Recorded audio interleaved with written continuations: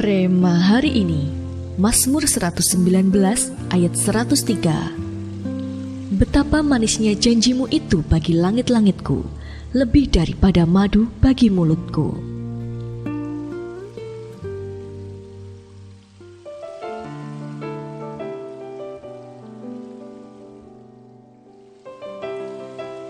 Vena lahir, tumbuh, dan besar di lingkungan Kristiani.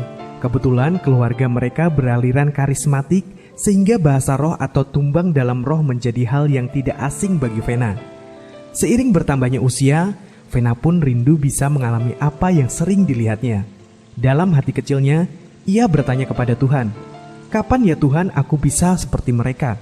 Bisa berbahasa roh, merasakan hadirat-Mu lebih lagi." Kemudian Vena pindah ke kota lain untuk melanjutkan kuliah. Di kota itu, ia mulai aktif di gereja dan suatu kali ia mengikuti sebuah retreat.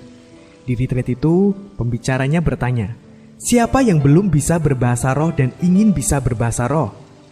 Vena tidak menyia-nyiakan kesempatan itu. Ia sungguh rindu bisa berbahasa roh. Akhirnya Vena didoakan dan ia sungguh-sungguh datang pada Tuhan meminta karunia tersebut. Tanpa ia sadari, bibirnya bergetar sendiri semakin lama semakin cepat, dan saat itu Vena merasakan hadirat Tuhan yang luar biasa. Rasa-rasanya Vena tidak ingin berhenti dan beranjak dari manisnya hadirat Tuhan yang dikecapnya saat itu. Ia merasa masuk ke dalam sebuah dimensi yang belum pernah dirasakan sebelumnya. Bahasa roh adalah tanda bahwa kita kepenuhan Roh Kudus. Saat Roh Kudus memenuhi diri kita, manusia roh kita akan diaktifasikan, sehingga indera roh kita pun ikut aktif. Dalam Mazmur 119 ayat 103, Daud menggambarkan janji firman Tuhan itu terasa manis bagi langit-langitnya. Dengan kata lain, sedemikian rupanya Daud tenggelam dalam firman, sampai-sampai manusia rohnya bisa merasakan janji firman Tuhan itu terasa manis di langit-langitnya. Demikian pula halnya dengan kita. Kalau kita membiarkan diri kita masuk sangat dalam di dimensi roh, maka indera roh kita akan semakin peka, sehingga kita juga bisa mengecap perkara-perkara roh seperti yang dialami oleh Daud.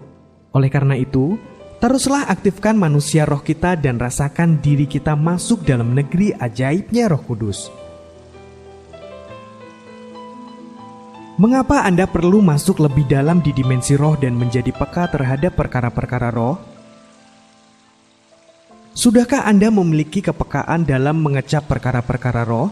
Ceritakanlah.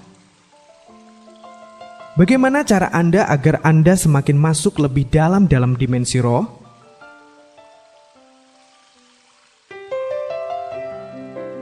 Tuhan Yesus, terima kasih karena Engkau mengajarkan kami untuk semakin peka dalam dimensi roh, bahwa kami masuk lebih dalam lagi di dimensi roh ya Tuhan, sehingga indera roh kami semakin peka mengecap perkara-perkara roh.